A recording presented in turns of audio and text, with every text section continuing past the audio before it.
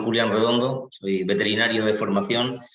He trabajado muchos años, más de 15 años dentro de Incarlosa, en el departamento de compras de ganado, como control de proveedores, y actualmente soy gerente de ICEPOR. ICEPOR es una empresa ganadera, una integradora de porcino, donde el accionista principal es Incarlosa y participada también por Copiso, la Cooperativa de Agricultores de Soria. Nos dedicamos a la producción tanto de cerdo blanco como ibérico para el abastecimiento de Incarlosa. Bien, muchas gracias, Julián. Héctor, ¿te puedes presentar, por favor? Sí. Buenos días, mi nombre es Héctor Martínez y soy responsable de logística de la empresa Agronual. Mi empresa es una empresa familiar que empezó sus andaduras en el año 52 y nos dedicamos a la producción, fundamentalmente producción, comercialización sobre todo de paja de cereal y forrajes para la alimentación de rumiantes, vacas, ovejas, etc. Toda mi experiencia se basa prácticamente en la logística y en la comercialización de nuestro producto a nivel de Europa y a nivel de algunos países del mundo, algunas regiones especiales como es Mediterráneo y Oriente Medio. Y bueno, un poco comentaros que hemos experimentado lo que es el resurgimiento desde el mercado, las ventas desde el mercado local, nacional, Europa, luego hemos crecido y luego pues, nos encontramos ante la situación de la que nos encontramos actualmente. Muy bien, pues ya hablaremos a continuación. Iván Álvarez. Hola, buenos días. Yo soy Iván Álvarez, soy ingeniero agrícola. Llevo 23 años ya en el sector, que ya hace un montón de tiempo. He trabajado en empresas como pues, Agropal, una cooperativa de Palencia, Harinera Vilafranquina. He trabajado en Cargill, que es el mayor trader de granos del mundo, pues una empresa americana. Y desde el año 2010 emprendí mi propia aventura empresarial. Y nuestra empresa Segrain tiene varias líneas de negocio, pero las que están relacionadas con el webinar que participamos, pues somos broker de materias primas. Tenemos una consultoría del sector agroalimentario, que trabajamos con muchas empresas, y luego tenemos una parte de negocio agrícola en la que explotamos fincas, tanto de secano como de regadío en la provincia de León, y bueno, pues los cultivos principales son maíz, trigo y girasol. Muy bien. Muchas gracias, Iván. Y por último, José. José Gutiérrez. Hola, me llamo José Gutiérrez. Mi formación es comunicación y comercio exterior y actualmente trabajo como analista de commodities agrícolas, de la división de commodities agrícolas en Standard & Poor's. He estado trabajando en Reino Unido en los últimos 8 años. La Standard & Poor's me ha trasladado a España. Y a ver, yo la experiencia que estoy teniendo es que cuando yo empecé a tocar el tema de commodities agrícolas, pues siempre era como una pequeña división dentro de un monstruo. Entonces, cuando Standard & Poor's, yo empecé a trabajar para ellos, yo trabajaba para una empresa de Big Data que se llamaba IHS Markets, pero con todo esto que está ocurriendo ahora, está adquiriendo una importancia fundamental. A ver, mi trabajo fundamentalmente es hacer informes para inversores, para grandes inversores en el mercado de las commodities agrícolas y también para grandes compradores, retailers, por ejemplo, Walmart, Sainsbury. En el caso de los fabricantes Unilever, Mercadona, por ejemplo, procesadores o embolsadores como Importaco, Calconut. Y lo interesante, o no lo interesante, a ver, yo viví el Brexit cuando me tocó allí en el Reino Unido y lo cierto que es que fue como una especie de periodo de pruebas de lo que se venía después, pero a nivel de un país. Y realmente yo pienso muchas veces que lo que les empezó a ocurrir allí, a raíz del Brexit, del cierre de fronteras y del desabastecimiento, pues se ha trasladado en general a toda la Unión Europea y a todo Estados Unidos.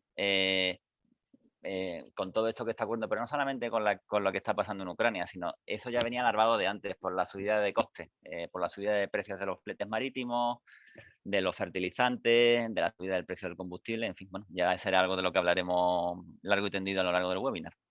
Muy bien. Muchas gracias, José.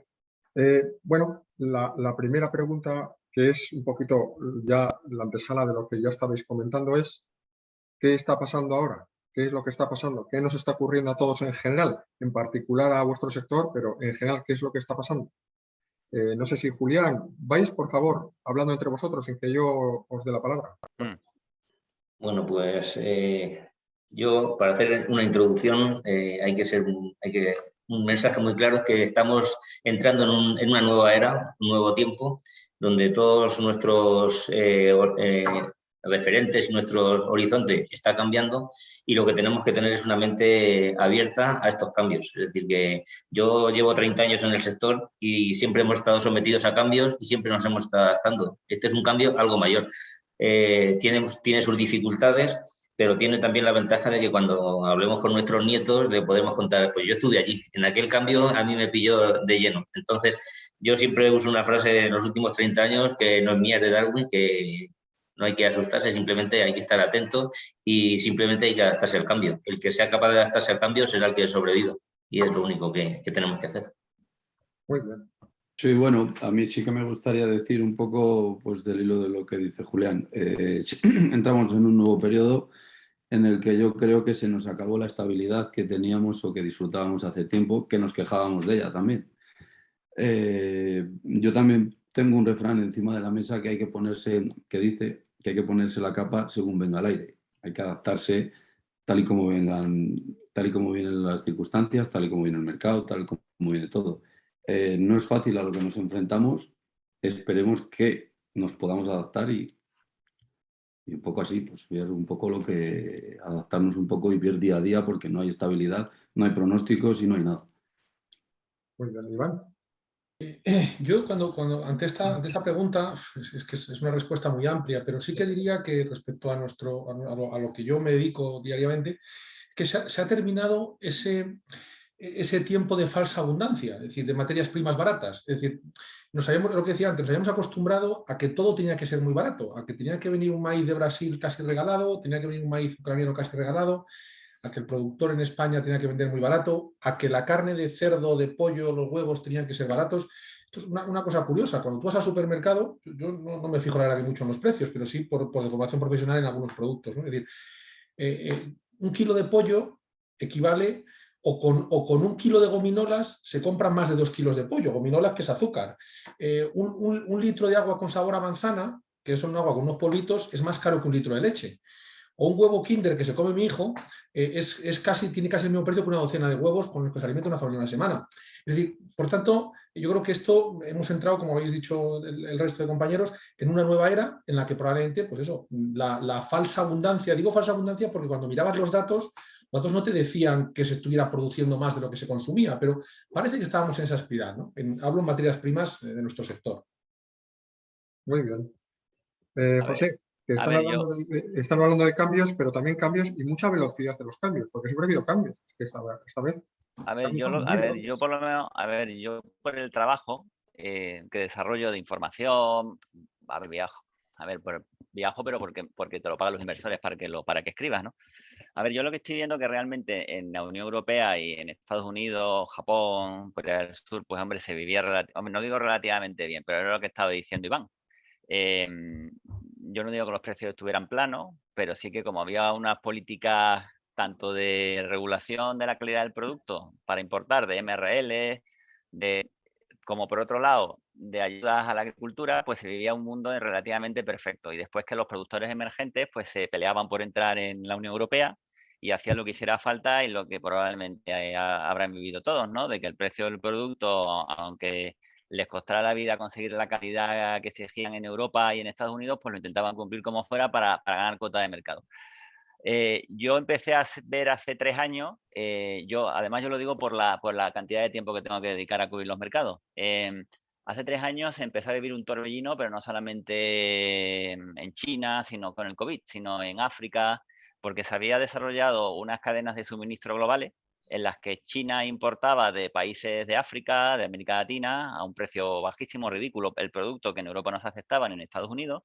En Europa y en Estados Unidos se estaba dispuesto a pagar un poco más para tener ese producto y había realmente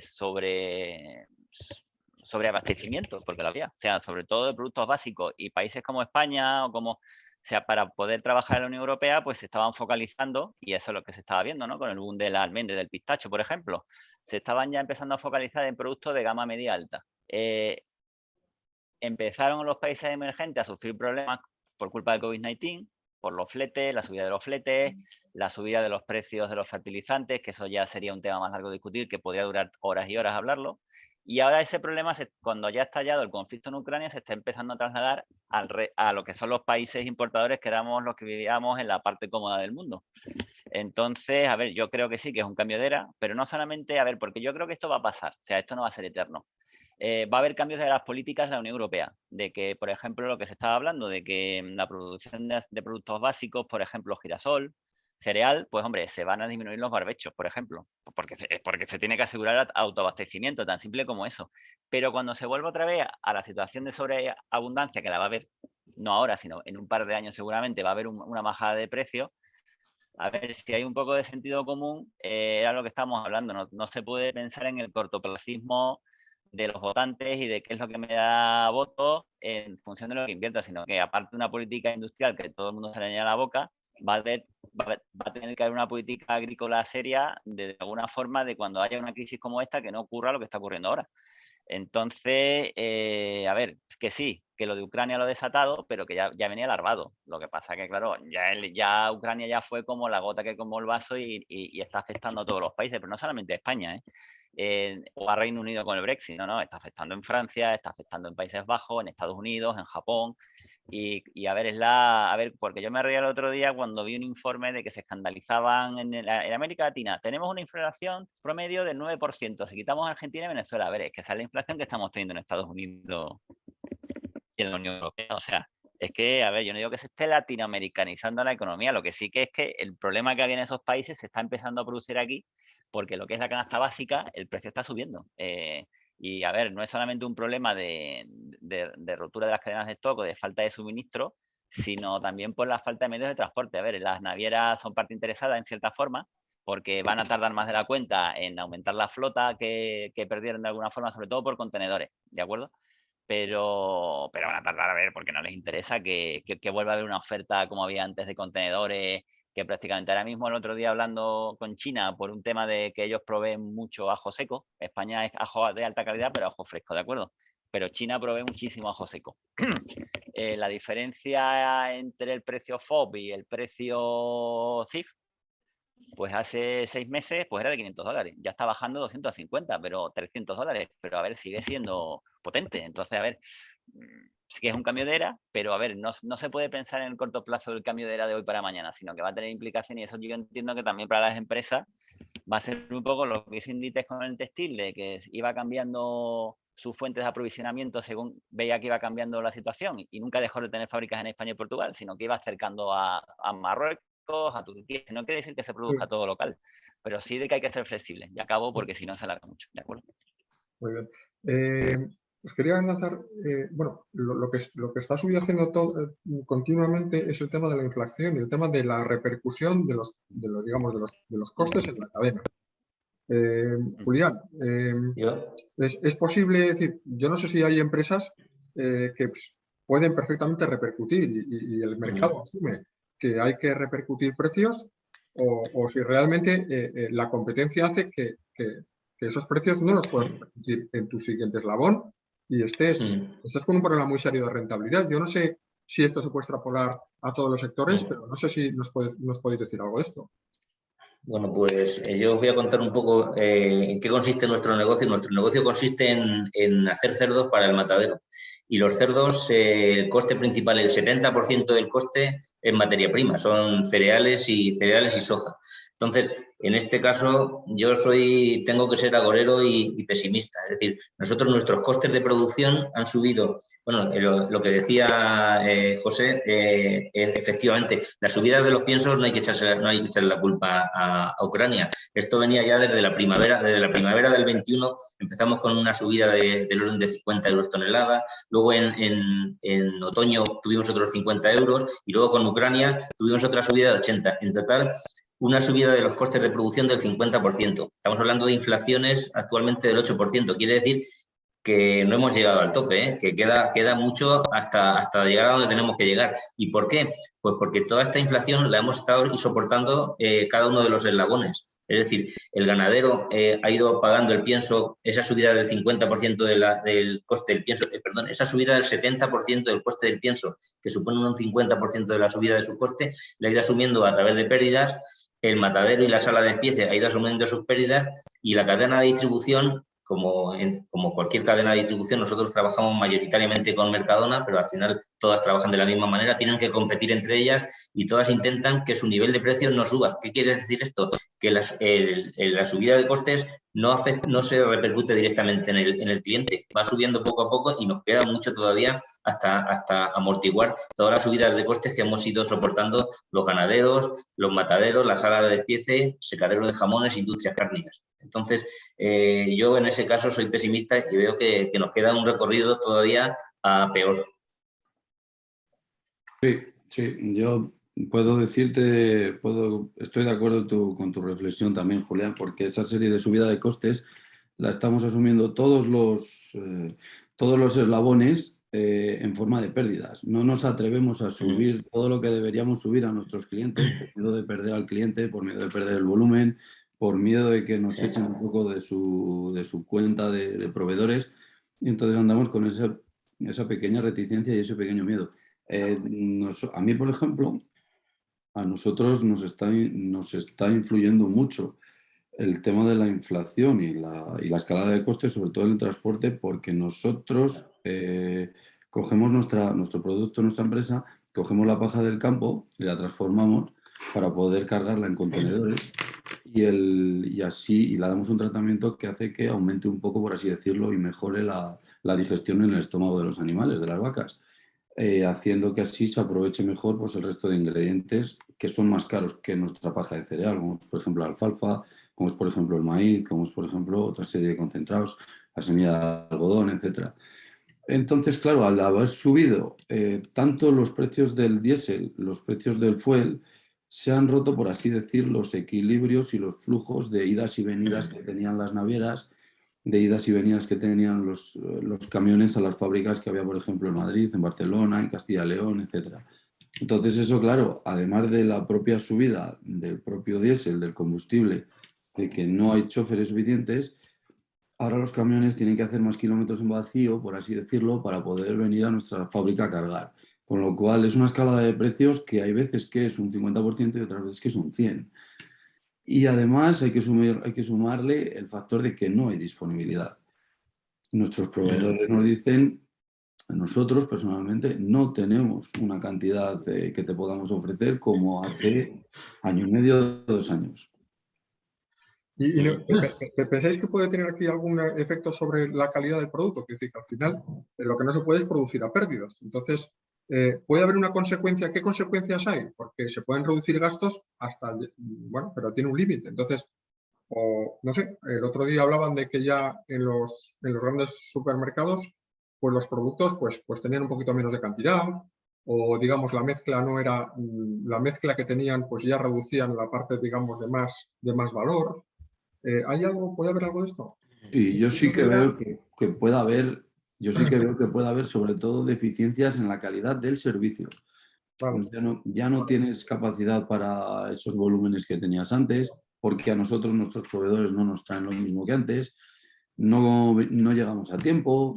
Luego, por ejemplo, los tránsitos se están alargando porque siempre pasan cosas por el camino, porque de repente, pues eso, los barcos que tienen que pasar por el canal de Suez, en vez de pasar hoy, van a pasar dentro de una semana porque está colapsado y tienen que hacer escala en un puerto anterior. Bien, Héctor, tú estás apuntando una cosa muy interesante que es, digamos, a costa de reducción en servicio, hablando de reducción de coste logístico. Pero Iván quería decir algo. Sí, mira, el otro día me llamaron para una entrevista en un conocido programa de televisión aquí en España y ellos hacían la pregunta de quién se lo está llevando crudo, ¿no? Que era un poco al hilo de lo que estábamos hablando. Y yo les explicaba precisamente lo que ha indicado Julián, es decir, que la cadena ha ido asumiendo esa subida de en torno al 50% realmente de costes, cuando la inflación estamos hablando de un 9%.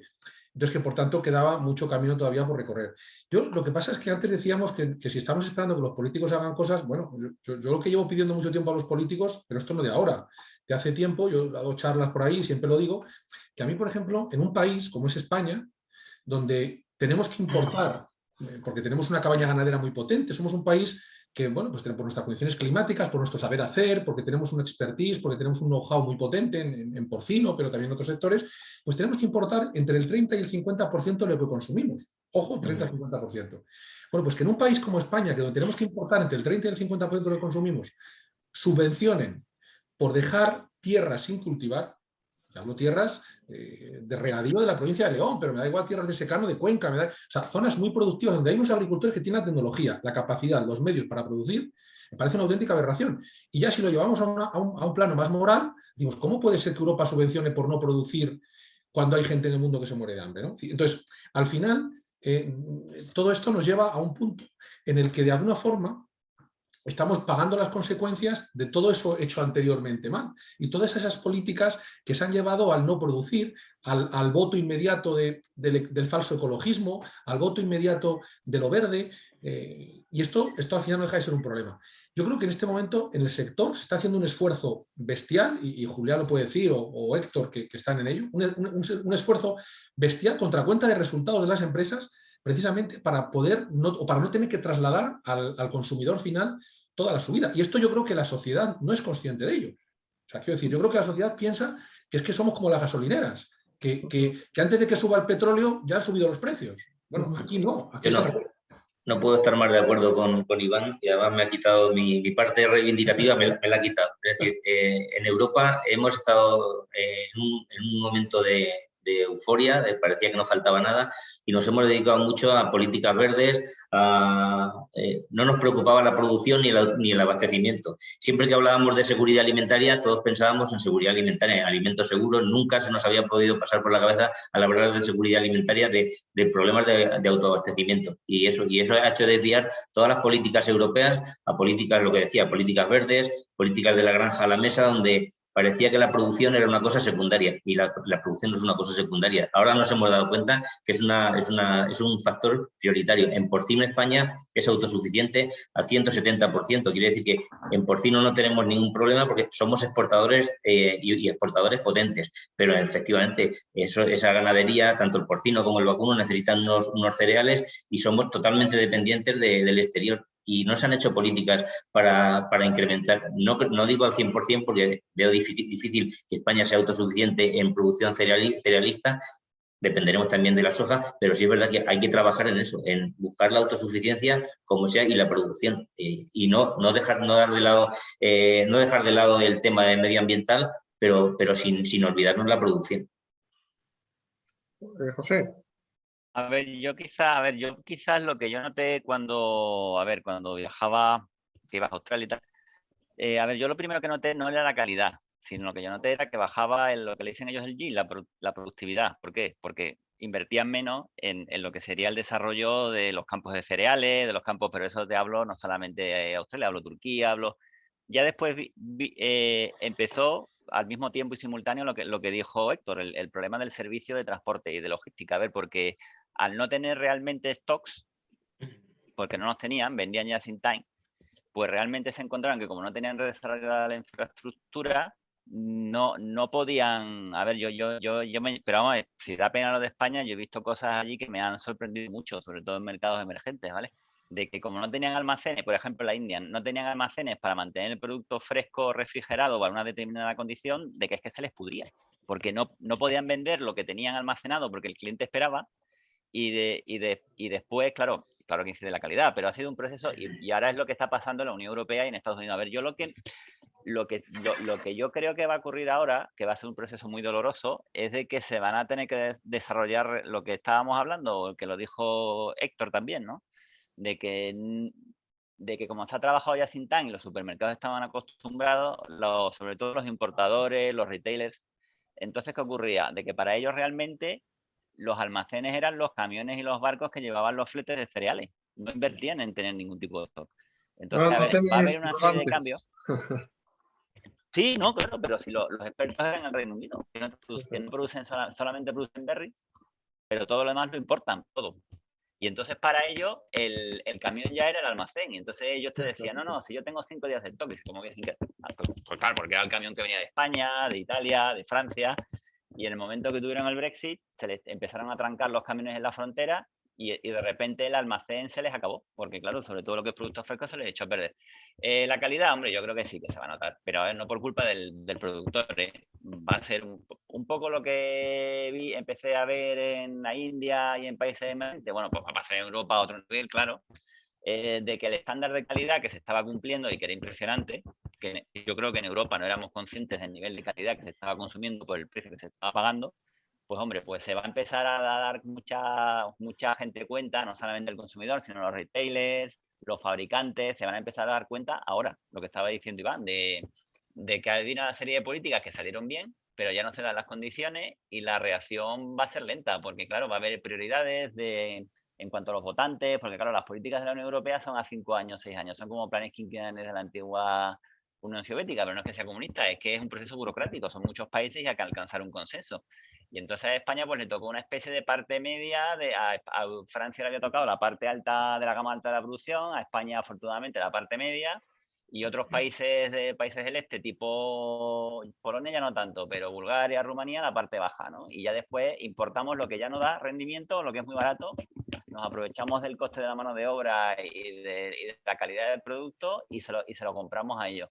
Y lo que estoy viendo también, a ver, el precio se va a empezar a repercutir, pero no se va a empezar a repercutir de una forma seria y de discusiones a largo plazo. Va a ser lo que yo he notado, a ver, igual me podéis desmentir, pero yo lo que estoy notando es que muchos importadores están yendo al mercado de spot, están comprando pequeñas cantidades y claro, de alguna forma el que les vende les repercute el precio en esas pequeñas cantidades, pues metiendo, no, que como no te mando el contenedor completo, te mando 2 o 3 palets, esto te va a subir el precio y se va subiendo así, pero no se está subiendo por una negociación. Entonces, a ver, yo creo que el que rompa la situación y haga negociaciones largas a largo plazo va a ser el que va a crear tendencia. Que si va a hacer, por ejemplo, Mercadona, que siempre ha ido 4 pasos por delante con el plan Girasol y todo eso, en España hablo, pues podría ser.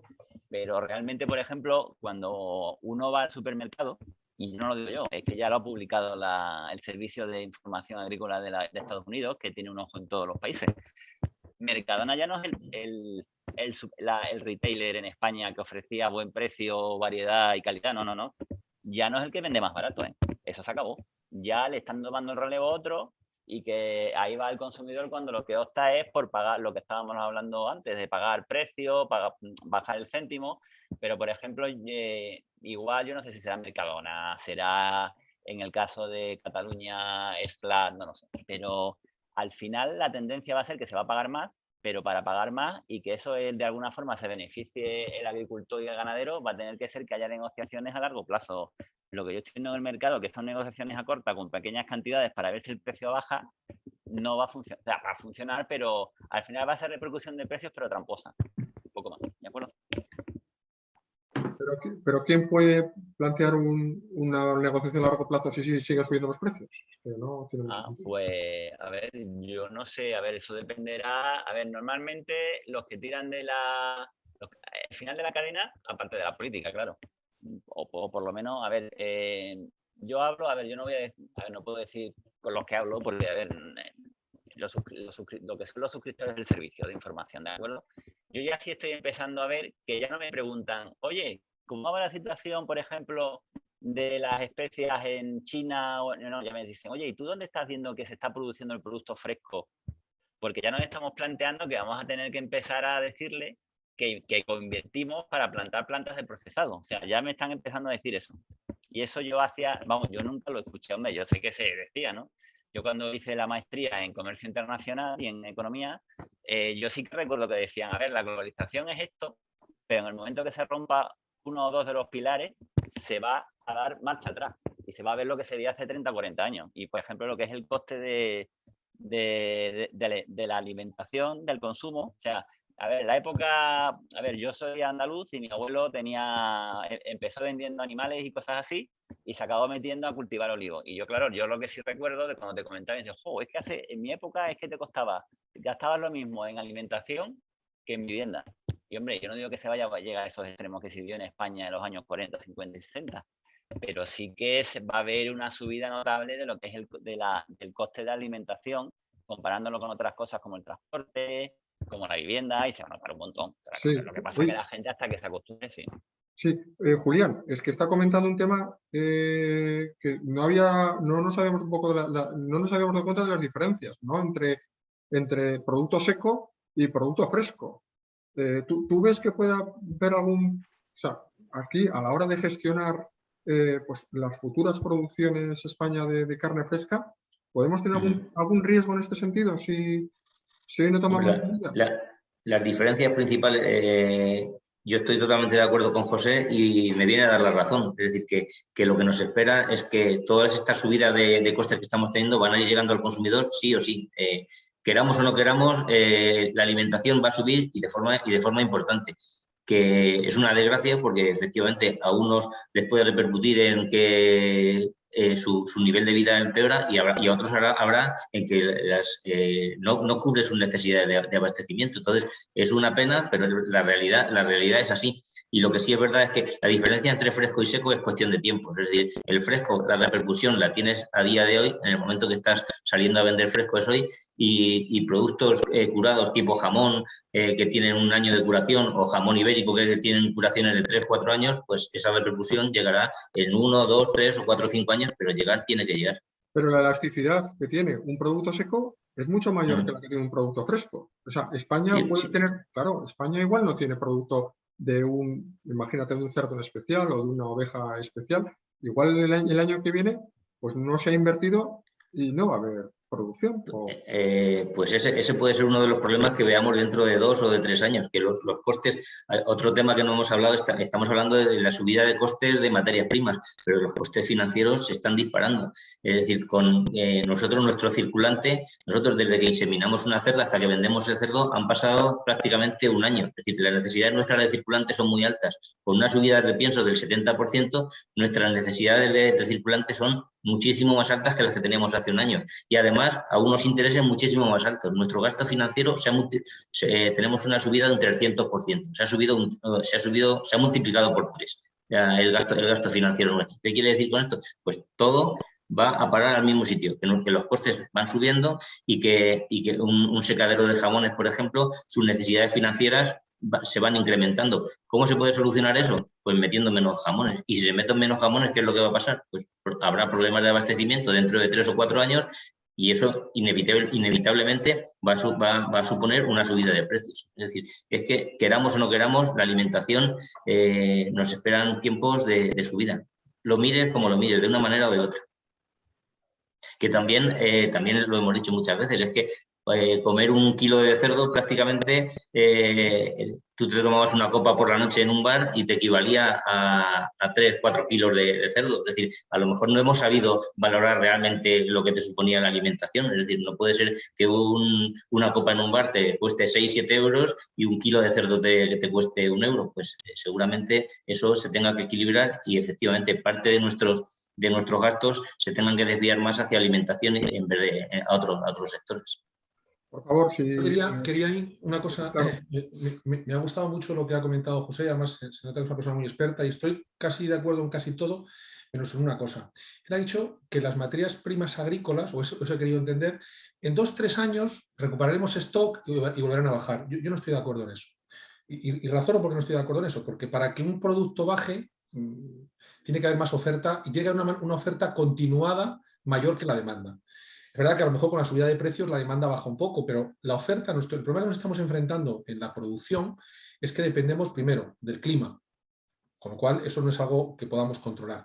Segundo, la inversión realmente en mejoras de la producción agrícola han sido pequeñas. Quiero decir, yo empecé, como decía antes, hace 23 años a trabajar y exceptuando el maíz, que sí que es un cultivo que se ha desarrollado mucho, sobre todo por la semilla genéticamente modificada, que es precisamente la que en Europa no se permite utilizar y tampoco nos permiten, hasta ahora, nos ha permitido traer maíz americano por esta razón.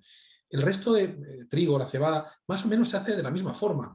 Incluso la superficie, si tú analizas la superficie de los últimos años, hay un descenso de la superficie, motivado por todo lo que hemos dicho anteriormente, políticas verdes, incentivo de cultivos menos productivos, etc. Entonces yo creo que a nivel mundial el problema es que la superficie de cultivo no aumenta, las técnicas de cultivo tampoco aumentan especialmente, los fertilizantes, que como ha dicho antes José, sería un largo debate y daría para un webinar entero, pero la realidad es que cada vez van a ser más caros y menos accesibles. Es decir, este año, por ejemplo, en España, que somos un país donde los agricultores financieramente están bien y no tienen necesidades, se ha fertilizado menos. ¿Cuánto menos? Bueno, pues cuando termine la campaña nos dirán, pero hablando con empresas productoras de fertilizantes o comercializadoras, te hablan a lo mejor un 15, un 20% menos por los elevados precios. Esto no va a favor de producir más, esto va precisamente a favor de producir menos. Por eso yo no tengo claro que en 2 o 3 años pues vamos a ver una situación de bajada de precios. Yo si tuviese que decantarme, me decantaría más por una estabilización o subida con respecto a los precios actuales frente a una bajada. Era solo por apuntar eso. A ver, es que no quiero acapararlo. A ver, yo es que ¿sabes lo que ocurre? Que cuando veo mercados que no tienen políticas agrícolas tan fuertes como la Unión Europea, ocurren bajadas, a ver, pero son especulativas. O sea, porque empieza a surgir un mercado, que es triste, porque se juega con la alimentación básica, de que se va acaparando productos y, a ver, y de repente se empieza a poner en producción tierras que no se ponían. O sea, yo, por ejemplo, a mí el caso de la India es que me fascina porque de repente empiezan con un tobogán de subidas y bajadas mes a mes. A ver, que yo espero que eso en Europa no ocurra, porque bueno, estamos hablando de un país de 1.300 millones de habitantes, con unas diferencias sociales abismales. A ver, yo sí creo que va a haber bajada. Otra cosa es que vayan a acabar repercutiendo en el consumidor y en según qué eslabones de la cadena. Yo me refiero sobre todo a lo que le dicen el farm gate price, el precio que se le paga al agricultor. Va a haber jugueteos con él. No ahora, pero cuando, a ver, porque yo estoy seguro que el barbecho, o sea, lo que se está diciendo que es cierto, es que en España se ha dejado de cultivar porque se ha pagado por no cultivar, que es una barbaridad, ¿no? Pero dicho así, pero ha sido así, por políticas verdes, para asegurar un buen precio promedio al agricultor o de alguna forma forzarle a que produzca una calidad media más alta. Entonces, yo sí creo que va a haber tensiones, yo no digo en el consumidor final, pero en la cadena sí.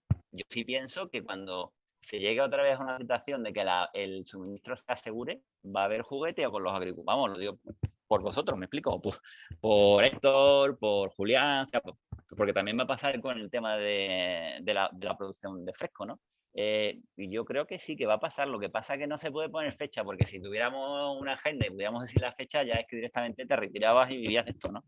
Pero sí que va a haber subidas y bajadas. Si la Unión Europea, porque claro, al final es que la que determina, que puede ser mucha demagogia, creo. A ver, España aceptó delegarle a la Unión Europea la política agrícola, para lo bueno y para lo malo, y entonces se tiene que invertir mucho el lobby en la Unión Europea, que es un poco lo que debe pasar en Estados Unidos. Bueno, no, sí, no es lo que pasa en Estados Unidos, pues con el productor de cacahuete, que no tiene nada que ver con el productor de cacahuete de Oklahoma, pues no tiene nada que ver con el productor de almendra de California. Y entonces, pues cualquier política que haga le afecta a unos mejor o a otros peor. Por ejemplo, Trump en eso fue paradigmático, porque le votaban encantados, pero claro, después cuando tenían que venderle a China, lo tenían que vender a un país de estos, como estaban en un conflicto comercial, pues el sobrestock que tenían de productos que no le vendían a China les bajaba el precio. Y decía, caramba, ¿por qué le hemos votado a este hombre? Si de repente no... Todo lo que nos dijo, que era conclusión, causa-efecto, no ocurre.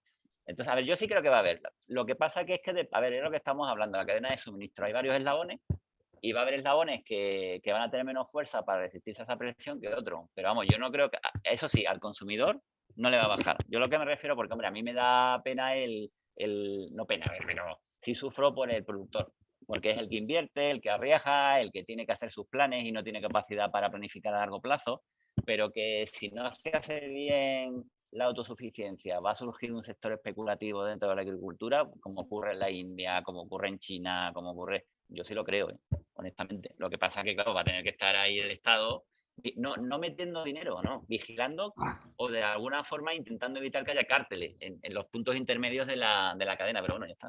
Y cambiamos el tema porque si no esto sería extensísimo. ¿Os parece que empecemos ya a hacer un poco la carta a los Reyes Magos y a buscar soluciones? Es decir, ya hemos visto que es un escenario con mucha incertidumbre, con mucha especulación y con una subida rampante de precios que no tiene fin. Ahora, ¿en qué podríamos pensar para, bueno, pues de alguna forma defendernos, si es la palabra, ¿no? ¿En qué podríamos pensar? O sea, por ejemplo, el tema de colaboración. ¿Dónde puede haber puntos de, digamos, de margen en aspectos de colaboración que hasta ahora no se dan?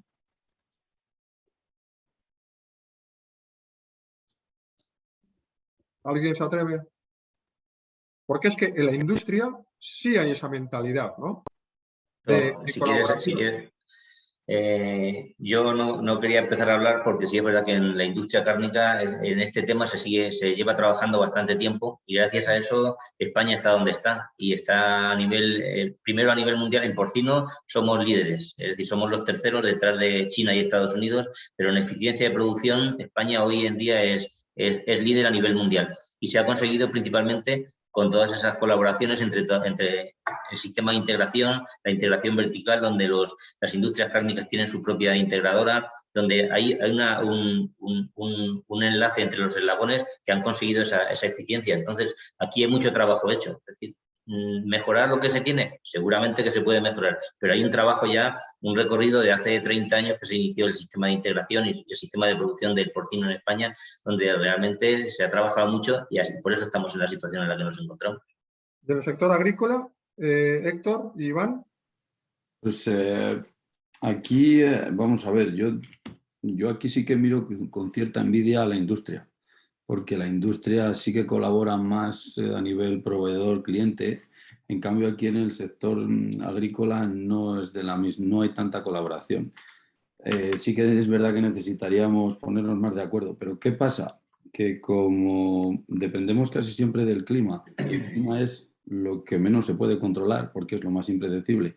Parece, por ejemplo, este año que iba a venir una buena cosecha a últimos de abril y en mayo, junio no ha llovido nada, ha habido golpes de calor muy fuertes y la previsión no es nada buena. Entonces, claro, en este momento eso podría ser un punto, el colaborar de una manera un poco más estrecha entre proveedor y cliente.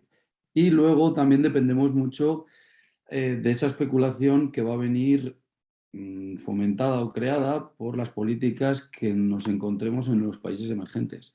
Si China, India, etcétera, ellos deciden fomentar, por ejemplo, o comprar mucha carne de cerdo, pues el cerdo subirá. Si no, el cerdo bajará. Lo mismo nos pasa, por ejemplo, con la alfalfa y nos pasa con la paja de cereal y con el trigo. Un poco así. Eso podría ser un poco lo que puedo. Bueno, yo siento discrepar un poco contigo, Héctor, en esta parte, cuando decimos que no se colabora en la cadena. Claro, las formas de colaborar, hay muchas formas de colaborar. Quiero decir, una es el ejemplo que ha puesto Julián, que es así, en el porcino, pero otra colaboración, por ejemplo, es cuando aquí está ya la guerra de Ucrania y de repente X miles de toneladas de maíz que van a venir de Ucrania a España no vienen, ¿quién suministra a los fabricantes de pienso para poder alimentar a los animales? Pues el mercado nacional. Y el mercado nacional al final lo hace porque realmente tiene unas existencias, porque va dosificando el producto que vende. Y esto se une a lo que hemos ido comentando antes, que hay que fomentar el autoabastecimiento. Es verdad que va a ser muy difícil el abastecimiento total, pero sí el abastecimiento local, porque es más fácil suministrarse, como yo decía antes, de 150 kilómetros, 200, que de 10.000. Entonces, esto por un lado. Por otro lado, por ejemplo, en este momento en el que estamos, a pesar de que tenemos una previsión de mala cosecha para que se va a empezar en nuestras zonas en el norte, pues en unas semanas y en algunas zonas ya se ha cosechado o se está cosechando, pues el precio del cereal nacional, en este caso del trigo, es mucho más barato que el cereal de importación. Por tanto, yo creo que ahí sí que hay una colaboración, es decir, al final el mercado local es un mercado más de proximidad para poder suministrar, punto uno, asegurar el suministro, punto dos, cuando hubo la huelga de transportes en el mes de abril, pues lógicamente se pudieron suministrar muchas granjas gracias a ese mercado local, donde podían ir los camiones de pienso a cargar a los almacenes cercanos y podían suministrar, ¿no? Por eso yo creo que en ese sentido sí que hay una colaboración. A lo mejor no es una colaboración explícita donde que se regla con unos contratos, como puede ocurrir a lo mejor en una industria, no sé, la automovilística o incluso en la industria cárnica, pero sí que de alguna manera el propio mercado colabora para que, lógicamente, no haya desabastecimiento de productos en un país, insisto, que somos deficitarios. Sí, bueno, en esa parte sí, yo me estaba refiriendo igual un poco antes a la parte de Ucrania, a lo que es cuando, por ejemplo, había subidas y bajadas en periodos anteriores. Pero, y además un poco más a nivel local, no a nivel de, por ejemplo, de cereales del puerto, etc. Pero bueno, sí, sí. A ver, yo voy a ser breve porque, a ver, tampoco me gusta hacer atrevida. A ver, yo no estoy metido, no soy productor, entonces, a ver, porque el respeto muchísimo. A ver, yo creo que son varias cosas, a ver, porque yo cuando he visto el sitio que yo he visto, que a mí me ha sorprendido la primera vez que estuve, pues el nivel de desarrollo que tenía el sector agrícola, fue California, porque voy mucho a congresos allí. Entonces, ¿qué es lo primero que te choca cuando vas allí? Bueno, aparte de que produzcan una barbaridad, la inversión, el desarrollo comercial que tienen. Entonces, pero ¿qué ocurre también allí? A ver, que de alguna forma han intentado desarrollar empresas que tienen un concepto vertical de gestión de la cadena de suministro, y cuando se encontraban con las trastadas de Trump, por ejemplo, se buscaban otros mercados y lo conseguían. Porque, hombre, a ver, yo pasar de venderle a China a venderle a Argelia con todo lo que supone de coste, pero es que ganaban dinero. O sea, y yo todavía me sorprendía. ¿Pero por qué? Porque, claro, porque tienen gente que está liberada y que está constantemente moviéndose para de alguna forma encontrar compradores. Son procesos muy complejos, yo lo entiendo, pero yo entiendo que la única forma de ser un país desarrollado con una población con sueldos medios altos y que de alguna forma fomentar que la empresa crezca, pero con, yo no sé cómo decir, un crecimiento de calidad, no de tema ecológico, a ver, yo eso a mí siempre me ha rechinado, sino en el sentido de buscar mercado y de quitarse complejo. A ver, por ejemplo, Héctor es un buen ejemplo. A ver, yo el tema de la venta no solamente de paja, sino de la venta de alfalfa española a China o a los países de Oriente Medio, sobre todo cuando llega el Ramadán, ¿no?, que se utiliza para la alimentación de los animales cuando llega allí. Es un ejemplo paradigmático de gente o de empresas agrícolas que de repente el mercado español ya les estaba acogotando por los precios que les estaban ofreciendo y no podían competir, y tampoco había mucha ayuda de la Unión Europea porque se consideraba un producto básico y se fomentaba de hecho el barbecho, y se fueron, en vez de decir vendemos y nos metemos en otra historia, pues vamos a intentar que nuestro producto no lo podemos vender, y desarrollaron una red comercial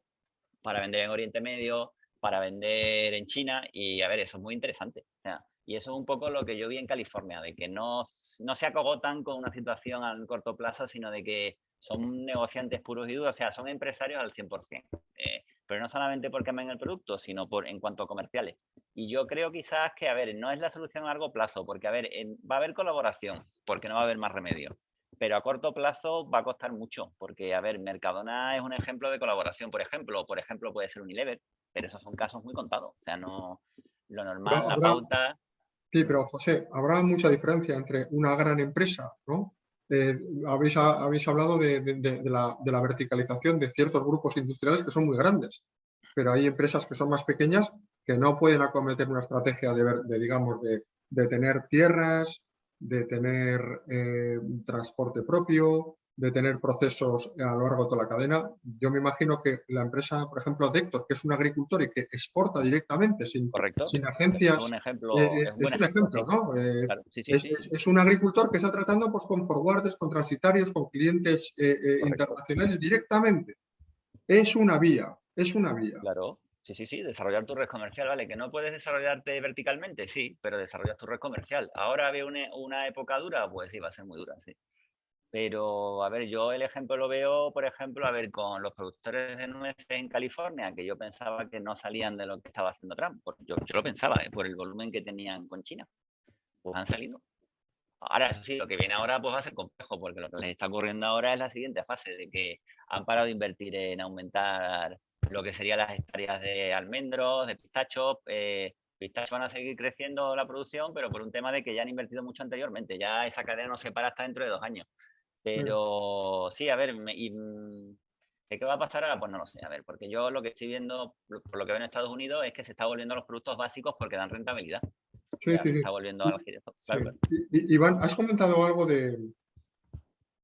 digamos, de que todavía se pueden hacer cosas. ¿Tú ves cambios a raíz de la guerra de Ucrania? Y perdonar que haga un paréntesis de colaboración. ¿Veis algunos cambios que se pueden estar produciendo? ¿Tiene España una oportunidad aquí, ahora que hay una inestabilidad en Norte Europa? ¿Se pueden hacer cosas que hasta ahora no se hacían? ¿Ves en el mercado? Porque, Iván, tú tienes un ámbito, digamos, al estar comprando por todo el mundo, tienes un ámbito un poco del mercado mucho más amplio que lo que pasa en España. ¿Ves cambios y ves oportunidades para hacer algo a nivel...? Bueno, mira, el primer cambio que hubo fue cuando esto ocurrió, pues la Unión Europea, un poco forzado por los propios países, entre ellos España, permitió la importación de maíz americano. Tardamos mes y medio en que se aprobase. Ojo la agilidad que tiene nuestra burocracia, pero bueno, se aprobó. Y también se relajó un poco la llegada de maíz argentino y brasileño por tema de pesticidas, porque ahí utilizan unos fitosanitarios que no están autorizados en la Unión Europea y por tanto dejan unos restos en el maíz en este caso que luego hace que no pueda ser comercializado en Europa.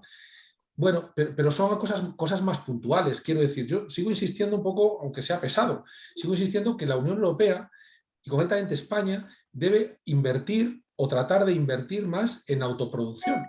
Lo que pasa es que el problema, como antes ha dicho José, España delegó su política agraria en la Unión Europea y la Unión Europea tiene un peso muy, muy, muy fuerte Francia. Francia es un país antagónico a España. Francia es un país excedentario, no es un país deficitario. Por tanto, Francia siempre intentará forzar aquellas políticas europeas que le vengan bien a ellos o a sus agricultores. ¿Cuáles son? Lo que favorezca a que haya menos producción en los países europeos, si es posible. Hombre, España es un país, para los franceses, mucho más confiable para vendernos su cereal que tenerse que ir a venderlo a Argelia o a Marruecos o a otros sitios, ¿no? Entonces, si España produce menos, pues ellos saben que aquí es un sitio donde nos pueden vender. Y eso lo que hace a veces es que no nos dejan o se marcan pautas para que en España no produzca o no se llegue a intentar ese autoabastecimiento, que aunque es muy difícil, pero bueno, acercarnos lo más posible. Pero no veo cosas que pudiera ser una oportunidad, ¿no? Productos alternativos, no hay nada que podamos empezar a hacer. Sí, pero es que al final, si en un campo pongo triticale, por decir algo, pues no pondré trigo. Quiero decir, por ejemplo, ha sido siempre un producto alternativo, en porcinos ha utilizado mucho el sorgo americano, pero no deja de ser otro producto. Quiero decir, yo sigo pensando que la clave es el maíz. España somos un país que produce poco maíz.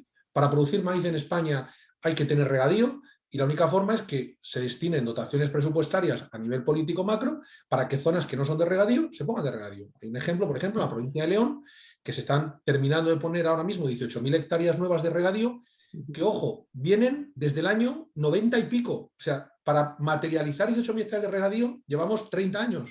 Yo creo que hay que ser un poco más ágiles y tratar de poner en valor zonas que podrían producir maíz, insisto, que es el cereal que por hectárea más produce, y por eso me centro en el maíz, que más cantidad de energía produce por hectárea. Y bueno, pues quizá cosas del tipo, ¿no? Yo estoy totalmente de acuerdo que el buscar productos alternativos en ganadería se han utilizado guisantes, se han utilizado algunas leguminosas, pero yo creo que la solución no viene por ahí. La solución viene por incrementar la producción pues, principalmente de maíz. Y eso depende de políticas, son políticas de agua, que por desgracia son muy lentas. Es decir, que cualquier aprovechamiento de agua requiere pues una tramitación de 4, 5 o incluso 15 o 20 años, como estás diciendo. Entonces, la solución viene por incrementar la producción en España y por lo que sí es verdad que lo que ha pasado con toda esta crisis de Ucrania es que se han puesto en cuestión todas las políticas verdes y se ha empezado a hablar un poco más de autoabastecimiento. Se ha empezado a hablar. Eso no se va a reflejar el año que viene. Eso, por desgracia, estamos hablando de que se verá el efecto de este cuestionamiento, se verá dentro de 4 o 5 años.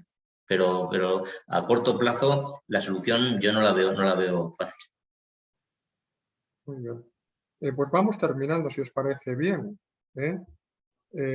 Hay 59 personas todavía conectadas que podrían comentar algo. No sé si hay preguntas por su parte. Hay empresas muy importantes escuchándonos. Mientras tanto, por último, un poco el tema del cambio de la estrategia. Habéis estado hablando de lo que deben ser los cambios en la estrategia de los políticos en Europa o del gobierno, ¿no? ¿Y qué cambios veis que son necesarios en la estrategia? Porque muchas veces estamos hablando de que tenemos ahora una gran incertidumbre y un riesgo muy alto que nos va a afectar en costes, ¿no? Habéis dicho que nos va a afectar en costes en cuanto a stocks, que nos va a afectar en temas de crédito con las pólizas de los bancos. Pero si cambiáramos las estrategias, ¿qué estrategias a nivel de empresa deberíamos de cambiar? Porque al final estábamos comprando en Ucrania porque estábamos en libre mercado y porque el precio más económico era aquel. ¿Podemos permitirnos un cambio en las estrategias o somos cautivos de ser lo más competitivos posibles allá donde nos lleve el mercado?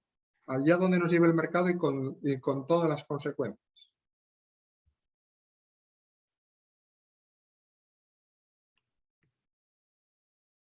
Bueno, pues una vez más tengo que decir que la solución está en eso, en un cambio de mentalidad, en el cambio de mentalidad productiva y no medioambientalista. Nosotros sufrimos de lleno todo el tema de medioambiental, sabéis, el porcino estamos en el punto de mira. Está claro que tenemos que mirar al medio ambiente y respetar el medio ambiente, pero siempre sin olvidarnos de la producción. Y uno de las salidas, por ejemplo, es aprovechamiento de productos. Los fertilizantes, no hemos hablado de los fertilizantes, pero el precio de los fertilizantes se ha disparado y frente a eso estamos con plataformas, con lucha de enfrentamientos por el uso de abonos orgánicos, es decir, tenemos que saber y sacar provecho de lo que tenemos aquí. Si tenemos un abono orgánico, tenemos que saber valorizarlo y sobre todo favorecer esa valorización y no centrarnos únicamente en prohibiciones y en poner limitaciones a la producción. Como digo, es simplemente un cambio de mentalidad y buscar siempre unas políticas orientadas a la producción, más que a políticas medioambientalistas y políticas verdes que, como digo, que nosotros somos los más respetuosos con el medio ambiente porque vivimos en el campo, pero sin olvidar la producción. Iván, y no solo el tema del autoconsumo, ¿no? Sino también intentar comprar, al final, todo el mundo, todos los países europeos compran primero lo suyo. Aquí no somos un poco pardillos, Iván. ¿En qué sentido? Bueno, al final todo lo que compramos es un análisis riguroso y no hay un factor emocional de por medio, cosa que está muy bien por parte de empresas españolas, pero no ocurre lo mismo cuando vais a vender a otros países, que primero compran lo suyo. Claro, es que en el caso de España, exceptuando algunos proyectos empresariales como el de Héctor, de Éxito, con el tema de alfalfa o paja, o en algún caso trigo duro, España es un país, como hemos dicho, es deficitario, por tanto somos un país que tenemos que comprar. En el caso de las materias primas a nivel mundial, no hay esa componente emocional, es una componente simplemente económica. Es decir, al final, como decía, tiene que cumplir unos estándares de calidad y entonces se busca la más barata que haya. ¿Qué ocurrió cuando ocurrió lo de Ucrania? Claro, Ucrania es un país, o Rusia y Ucrania son dos países muy importantes en cuanto a la exportación, y entonces al final el resto de países que tenían opción de poder vender, pues lo que hicieron fue subir los precios, como ocurre en cualquier caso de este tipo, ¿no? Entonces, nosotros, digo, en este caso, pues no hay muchas alternativas. Quiero decir, somos un país deficitario, tratar de producir lo más posible nosotros y buscar aquellas alternativas a nivel mundial que haya en cada momento. Pero es que hay un competidor muy importante por los recursos, que es China. China, como comentábamos antes, es un país que lleva haciendo políticas a largo plazo durante mucho tiempo, políticas que se han centrado en aumentar su producción, pero además aumentar su capacidad de almacenamiento. Y después han invertido también en empresas, es decir, el gobierno chino, a través de sus diferentes tentáculos, han comprado empresas muy importantes de trading mundial o de originación de soja o transformación de soja, por ejemplo, en Argentina, porque a ellos les preocupaba mucho el abastecimiento. Ellos en un momento determinado se dieron cuenta que una parte muy importante de la harina de soja estaba en manos de 4 empresas, que además se dice así, ABCD. Estas 4 empresas eran americanas. Entonces dices, ante una guerra comercial con Estados Unidos, se prohíbe la exportación de harina de soja o de habas de soja a China, ¿cómo se pone político? Entonces ellos la decisión que tomaron fue, no, nosotros tenemos que tratar de autoabastecernos. ¿Cómo? Producir lo que podamos internamente y lo que no podamos internamente, controlar en la medida de lo posible para que nos llegue. Y esto es donde yo creo que aquí deberíamos actuar. Claro, a nivel empresa es más difícil, porque si tú no tienes un marco regulatorio que te lo permita hacer, pues una empresa, por ejemplo, Julián, que trabaja en una grandísima empresa de producción de carne, pues ellos no tienen capacidad para... ¿Qué hacen? ¿Compran una planta extractora de soja en Argentina? Eso tiene que ser quizá más a nivel macro, ¿no? A nivel macro europeo. Pero insisto, donde los intereses estén alineados, porque si nuestros intereses están enfrentados con los franceses, nosotros tenemos las de perder y la Unión Europea nos va a favorecer en ese sentido. José, aquí hemos hablado... Perdón. Sí. No, a ver, es que estoy de acuerdo con Iván. A ver, es que son muchos factores. A ver, es que... Pero yo me acuerdo también por el tema industrial cuando se hablaba de China. Es que, claro, decían, no, es que China es el futuro. Hombre, a ver, es que China, tú no puedes comparar un Estado democrático de derecho con China, incluso cómo gestiona el COVID, ¿no? O sea, es que no tiene nada que ver. Otra cosa es que algún día pinche y diga, madre mía, lo que estaban mintiendo, ¿no? O sea, que... Pero, a ver, yo cuando me preguntan los clientes, pero ¿y cómo anticipáis lo que se va a producir en China?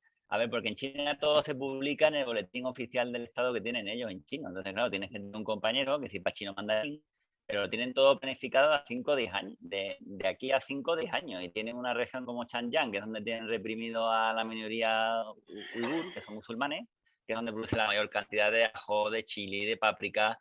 Después te vas yendo a otra zona. A ver, el modelo chino no se puede replicar en Europa. Lo que sí que es cierto es que Europa, la Unión Europea no se puede comportar como si eso no influyera en el mercado global, porque influyen en los precios de las materias primas, tanto en cuanto compiten por los fletes, compiten por el suministro y compiten por un montón de cosas. A ver, por ejemplo, ahora en África del Este, a ver, China se fue a adquirir sésamo y muchos productos a toda la zona de Sudán, de Etiopía, sí, cacahuete, sésamo, sorgo. ¿Qué ha ocurrido? Que en Etiopía, por la guerra civil, se ha dejado de producir porque las manos están ocupadas en la guerra. En Sudán han tenido el puerto bloqueado porque solamente tienen un puerto importante en Port Sudán. Intentan sacar por el conflicto civil que han vivido dentro a raíz de la crisis del COVID y del golpe de Estado. Egipto lo intenta vender como de contrabando, pero todo no llega. Y después Tanzania, bueno, pues tiene un presidente que es muy populista, no es lo peor de África, pero es muy populista. Y de repente, si los precios bajan, ¿qué hace? Pues lo compro todo, ya le explota la deuda, claro, lo compro todo y lo mantengo en el almacén. Y lo he hecho con el sésamo, lo he hecho con los anacardos. Y entonces China está compitiendo ha empezado a competir por esos productos con los europeos en otros mercados, que parecía que tenía la red de abastecimiento asegurada. Y lo que dice él, ya está desarrollando planes quinquenales para ver qué puede producir dentro del territorio que le queda libre y que no lo tiene con sobrepoblación, que es sobre todo la costa. Entonces, a ver, eso es muy complejo. Y a ver, yo estoy de acuerdo con que la política agrícola se ha vuelto muy medioambientalista en la Unión Europea. Lo que ocurre es una cosa, que es una especie de política medioambientalista cínica. O sea, quiero decir, no es tan medioambientalista como te quieren dar a entender. A ver, es que el problema, por ejemplo, de extender el regadío, tal como está el precio de la electricidad, es muy complejo, porque es que ya cuando tú hablas con la Asociación de Regantes, ellos te dicen que su problema no es el coste del agua, es el coste de la electricidad, porque como tienen que poner instalaciones de riego altamente eficientes, porque es cierto que la disponibilidad de agua está disminuyendo, no vamos a hablar del cambio climático porque es debatible, pero está disminuyendo, pero como en otros países, como en Sudáfrica, como en Chile, punto. Entonces, claro, tienes que ser muy eficiente con el gasto de agua.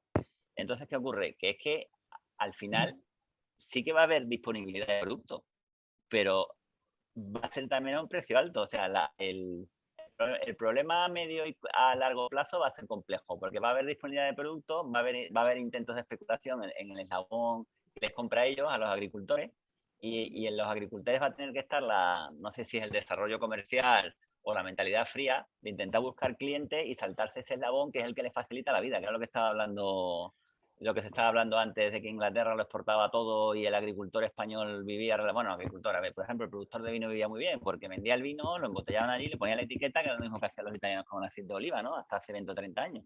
Pues sí, va a ser complejo, se va a tener que aumentar la producción, pero no va a bastar con eso, va a haber más factores, ¿no?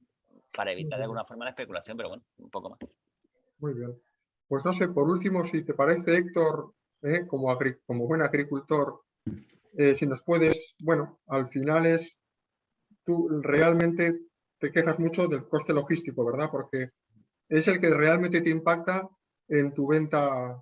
Si cambios de estrategia, los que queramos, pero no, mientras no tengas mientras en España no haya servicios que te den buenos precios, pues vas a poder hacer muy poco. Eso es clave, eso es clave. Necesitamos, como ha dicho Julián, una mente totalmente abierta y poner encima de la mesa, hacer esa lluvia de ideas, que lo que nos parece descabellado igual no es tan descabellado y es la única solución. Pero tiene que ser una mente abierta por parte de, sobre todo, de las administraciones. Necesitamos, por ejemplo, las zonas de Castilla y León, que estamos muy poco comunicadas con los puertos, pues tener un acceso un poco más estable, un poco más desarrollado, sobre todo con el tren. Mientras que el resto de países de Europa conectan los puertos con los trenes, nosotros solamente podemos conectar Madrid con Valencia por tren, o Barcelona, que tiene muy buen tren, pero claro, no tiene ese flujo de contenedores que tenemos nosotros, porque las empresas, por ejemplo, en Castilla y León no demandan contenedores que vienen de allí ni demandan mercancía. Entonces, tenemos un poco ese coste logístico que tenemos que hacer o ver cómo nos podemos inventar para poder reducirlo, que hay muchas veces que es imposible.